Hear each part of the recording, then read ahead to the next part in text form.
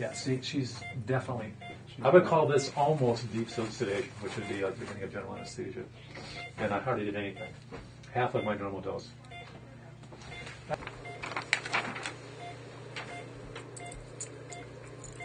You're doing good. We're finished. That's it. Well done. So one thing about the sedations, it's actually good to not talk to the patient, unless you want to. Yeah, because they're going to stimulate them. When they're sedated, they're like in another world. I mean, it's like a schizophrenic or an Alzheimer's person. Their reality, where they are, is completely different from us. So Vaseline on her lips. So I'll start out with that. Is there a separate consent form you have for, in case they devitalize? No, but I should a year ago, and I should have that for sure. Okay, so we're ready to go. So it's going to be. Who's going to be the assistant? The same thing. No, first, when you're doing your incision, don't go out to the buccal too much because you're going to get the buccal fat pad there.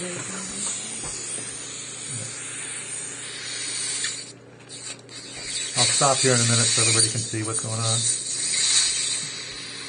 You don't even put that rosy in the gingival margin. I think that's what I was asking you. Oh, no, okay. no.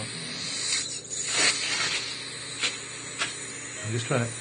When you know that it's going to be maybe a difficult case and it's going to be a little higher, you want to have a bigger flap. Sometimes I'll go all the way up to the first premolar if it looks like it's going to be small mouth or something. So you can see how there's not a lot of room back here. So I'm going to actually make this a little bit bigger, and I'm going to do it this way because I don't want to start way back there because of the buccal fat pad, so I'm going to be careful with this. Just want to get a little bit more release there on that.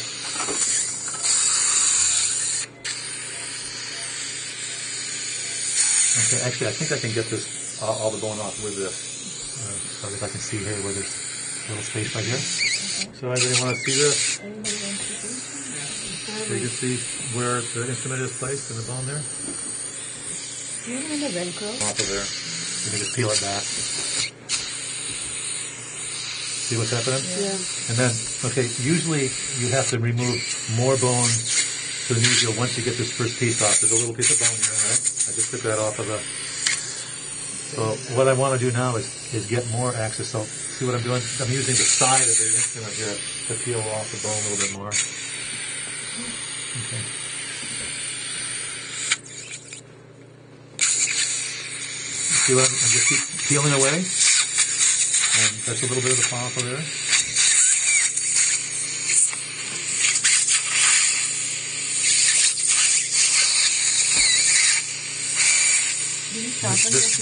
This tooth is definitely over to the palatal side, so I'm going to use the drill on this. Next. Okay. So yeah. Good. I just removed a little bit of bone there. I can tell that the tooth is not. I cannot see the tooth right there, so this is one that I think will be interesting to most people, and this really helps on the high ones. So what I'm going to do, I look at the x-ray, right, and I see that the second molar roots are not dilacerated. In other words, they're kind of conical, right, and they're going vertical, so I'm going to try to parallel that root with my burr here.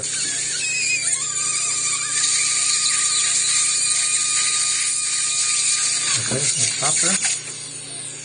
Justin, can you see that? You see what I did there? But what I did there was I just made a little opening, and now I'm going to peel that bone off with this, with the perios elevator. So, okay, take a look again if you can see in there. I'm going to try to get this in the right position, but Mel, you can't see much. Let me just get this off. Okay, let me go back in here. You're going to get a chance on the top. Yeah. So, are you going to remove more bone? Probably just a little bit with this. And then when I get the 46 iron, then I'll show you what that looks like. Can you see it on the phone? Yeah. Okay. Can you see the tooth way up there? Everybody counterclockwise. Yeah. Feel how it's solid there? Okay. I just want to go ahead and... Is the opening big enough for the tooth to come out? Yeah, it is. It's going to force it open anyway. It's like green strict fracture, they used to do on the lingual, like some people do it that way. But this instrument, if you just take this and hold it like this with your fingertips, just hold it lightly and turn it counterclockwise a little bit and wiggle it. You feel how it's kind of solid there? Just return the lip. Okay. You want to try that just to see what it feels like? Just kind of do it a little bit counterclockwise and see how it's solid in there, right? That's what it should feel like. Anybody else want to try this? No? You see what it feels like? Okay, don't do too much because I'm gonna have to get this thing out of here. Okay, all right. So once we're there, you know, this is the motion that's in the manual. I'm gonna go counterclockwise like this, and I'm gonna start to kind of pull up vertically, right? And then kind of move mesial and move towards the buckle like this. Wow. Okay, see what I did? It's sort of a C-shaped motion, and there's the tooth. And this one has no roots on it at all. And you know it's 10 seconds. You know, once you get this in position, right? I'm going to see more on this side. Okay, so when we have one like this, we know there's going to be a lot of follicle, right? Because this has no roots at all. So we've got to clean all that out.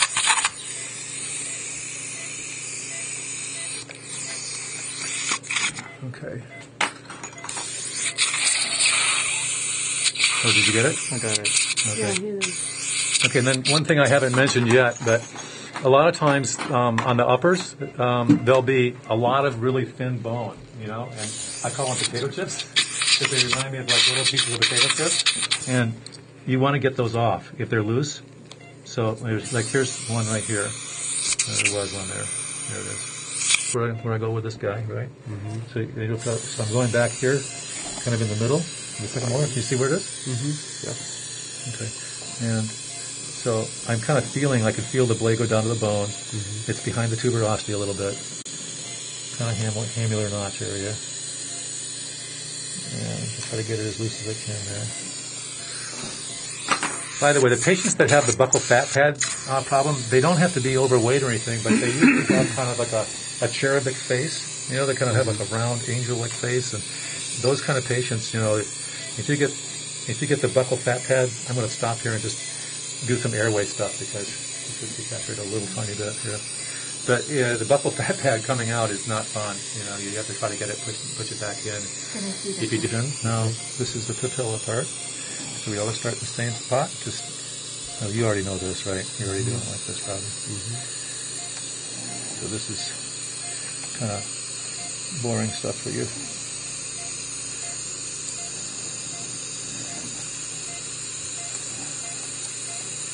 If you don't do a lot of these surgeries, like Jack has not done a bunch, you know, the flaps are sometimes, you know, really easy to do, and sometimes they're really hard to do. So if it's hard, you got to go slower so that it doesn't tear it. And I got the same thing here. I don't have enough room because you can see how back here the tissue is still kind of in the way. So I'm going to extend my flap here a little bit carefully. And yeah, this is going to be really quick in here. Okay, can you see where I'm going? Yeah. It's pretty high up there, right? Mm-hmm. Okay, I try to get close to the second molar, but not too close. Mm-hmm. And you don't have to go really deep there. That's all it takes, like that, right? Okay. So now, I hope everybody can see this. If you're going to do the higher ones, and when you do higher ones, this is kind of important here. Mm-hmm. Okay, can you see the slot I made? Yeah. I don't know if people can see this or not. You should see a vertical slot. Actually, I think Wayne's almost got it there. Yeah. There's like what I did was I went to the second molar, kind of close to the second molar, and I tried to parallel the roots, and I just made about maybe a 1 centimeter vertical cut. Not real deep, but just enough to go through the bone. Then I'm going to use this to peel that off. A couple, I agree, try to do it as close as I can to the second molar root without hitting it. You know, but if I'm not sure, I'll stay away from it, of course, and then I'll check, and if I can't get it, I'll try to do a little bit more cautiously so I don't hit the roots or the second molar. I don't know if you can see. Wait a minute, let me get back in here again. I got to retract more for you so you can see this better. Okay, it's right there. You can see see the little slot there? Yeah, the vertical one. You only need to do that if they're high. Or if they're calico, you know, and you want to get a little bit more room. Mm-hmm. So, Sean, you want to do this? You can see it up there? Okay, good. I want to just remove that bone a little bit so we can get in there.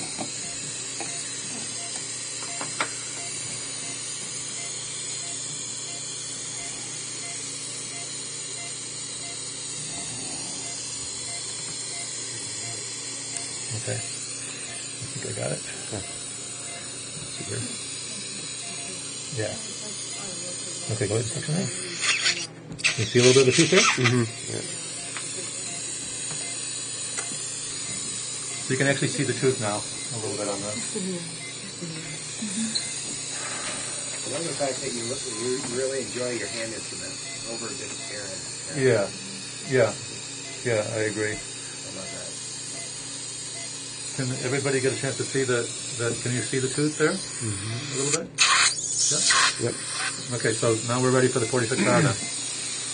So this should, once we get to this point, this is all by feel. Once I get this instrument in there, I'm going to place it with the concave surface towards the tooth. I'm going to kind of try to feel it slide in if I can.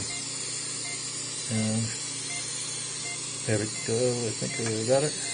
Yeah, okay, I can kind of feel it now. It's all by feel, so it's in there again where I can feel a little tension, against the tooth. The instrument, see how if you look at the monitor up there, see how I'm rotating it like around the longitudinal axis of the other thing? I'm feeling the tooth. I can feel that it's there where it should be. Mm-hmm. So once I get to there, I'm going to move it to the distal and vertical a little bit like this, and then out to the buccal. And we'll see what we got here. Let's take a look. So we didn't quite get it there, and there's a lot of the follicle in the way. So if you get a bunch of yucky tissue there, remove that so that you can see better. So this didn't move out exactly how I wanted it to do, so now I need to be really careful and just get the tooth back where I can see it really well. So right now I'm using a root tip pick actually because the spaces are tight here. Okay, so I got the root tip pick back in there this time. I'm going to try to use this like the 46R, and just take the end of this, and I'm going to do the same movement with the root tip pick. Okay, let's see what they got here. Because there's a tight space, right?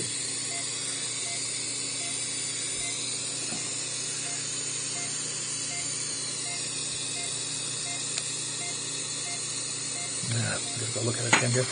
When on these uppers, if they're not just flopping out like number one did, you do need to kind of go slow, right? Because you don't want to have this go up near the sinus or in the intertemporal fossa. So just gotta be careful. Okay, now I'm really in there solid now.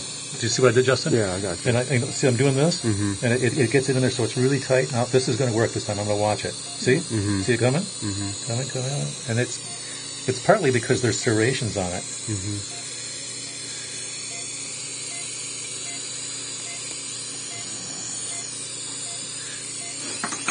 So the tooth, if you look in there, I think the camera, can you see it? The tooth's partly out? Yeah. It's just sort of sitting there partly out. Now I'll use the root tip pick for the rest of it because this is a little round one. Got to get in here.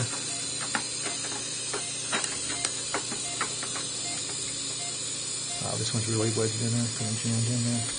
There we go. Okay, that's it. So that's definitely, this would be a germectomy. You can see the little round there. And I'm compressing everything together and I'm checking to make sure that there's no sharp edges, and there aren't. So I'm done, and we're starting to desaturate a little bit, so I just do this. And the pulse oximeter shows like 94 on the oxygen. So we just do head tilt, chin lift, and it's going to come up in a second. There's like a 20-second lag on the machine. Usually, it'll usually stay there, pretty much. Okay, so look at the area. This is amazing. The second molar. That's interesting. The second molar is almost completely covered by tissue. Mm-hmm. This is kind of interesting, actually. That's the way the third molar should look. The second molar is... Yeah. So you can see the second molar is like the third molar. It's contracted. There you go. So on the gauze, you want to make really sure that there's no openings, yeah? Because when this is kind of deep, and if their reflexes aren't as good, they might aspirate instead of popping. So don't let anything go behind the gauze. Okay, so here we go. We actually have quite a bit of room here. I'm going to go way back here this time because I got to get both the third molar and the second molar. Okay, so let's see. John, take a look at this. This is the incision that you were asking about, I think. That's how I start my incision. Okay, yeah. Hold really good. And we start in the same place here.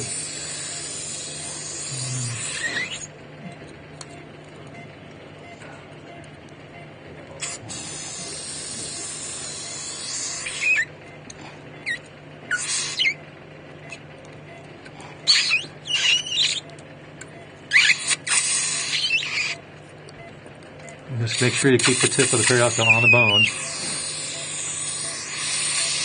Okay, that's good. We've got a lot of room there. Let's see the X-ray's right here.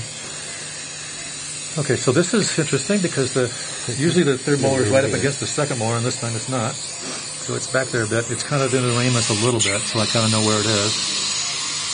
So I'm going to try to save this bone, Justin, okay? Okay.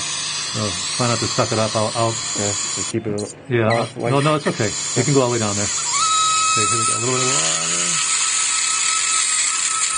Okay, move the suction over from the back. Just over there. Yeah. Good.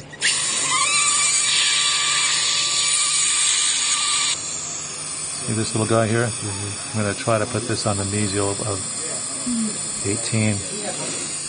And the suction? Yeah, you can touch that. Okay. Okay, so here we go. Okay, so I can see the third molar.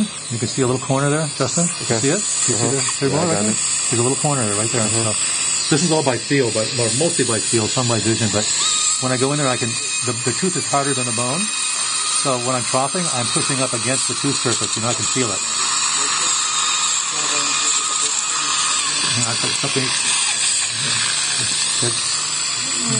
Okay, there we go. So this is kind of interesting, actually. This is so different from the last patient. This third molar is way out on the buccal. The last one was way to the lingual. They're both kind of like in extreme positions. But, so some of the buccal bone is actually going away the way that Sean was talking about earlier. Yeah. You can see the third molar back there. We're out of water. Just starting. And you can see how the buccal bone is starting to... So, again, we're going to trough this guy.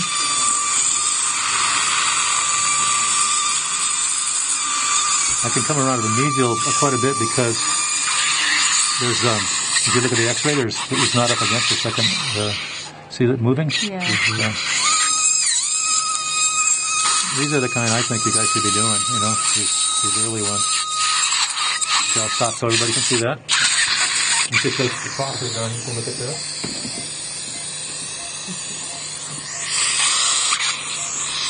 Ready for this section? So now I'm going to section this guy. So you can see, section on the mesial there. I'm just kind of moving it a little bit so I can see where the tooth is, where I want to section.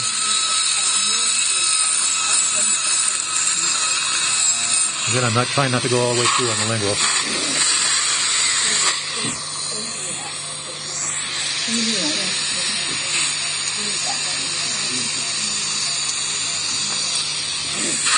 Okay, take a look at where the tooth is now. I just sectioned it and moved it a little bit.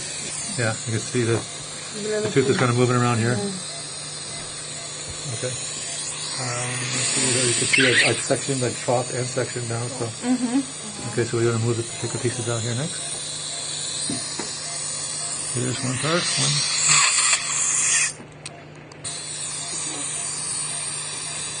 That's part of the developing root there. Done. Get the follicle out. That's our next step.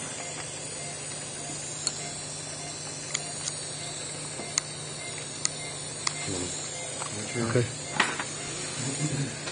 Maybe I'm tall, not tall enough, but I'm tall. You're okay. Short compared to him. Okay, so that's it. The follicle part. Just going to smooth up the edges of the bone here a little bit.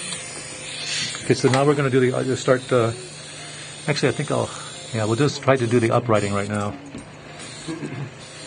Okay, so I got to get over on this side for this. Like if you want to take the teeth out. Exactly, it's exactly like you're going to remove the tooth, but you just don't remove it. And I would recommend going slow. Like you move it a little bit, wait, and let the bone, relax, and then move it a little bit more again. So I got it part way there. I'm going to try to get it all the way up to the occlusal surface, and I'm going to put that little piece of bone in there to hold it. See where it is now? You're just going to use that. Just the little piece that I took out. It's just to hold the position in there. Just a little bit more. Wow, that's amazing. Okay, so it's pretty close to where I want it now, right? You can see where it is. Charlie, you put that bone in the PDL space then, or? Yeah, on the mesial, yeah. Okay. Yeah. So it is still angulated. You don't worry about It's going to the lingual. So you just wanted to bring it up. Okay, let me get my Toyota elevator.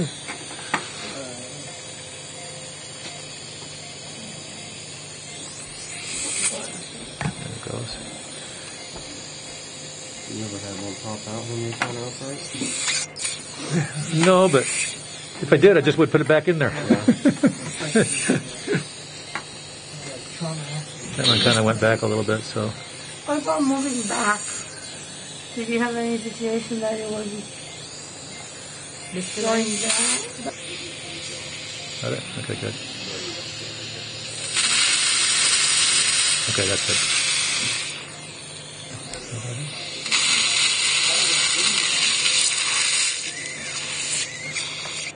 Make sure I get that where I want it to be. Okay, that's good. Yeah. Is a wet bonding. Yeah. The light is... Yeah, who has the light? Can you zap it just real quick? Or? Okay, good.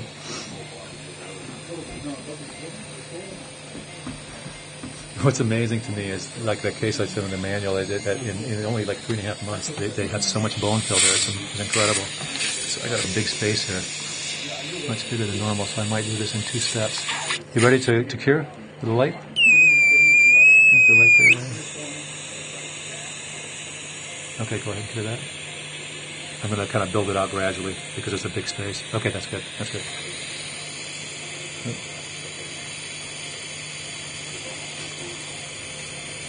Okay. It's in kind of a position.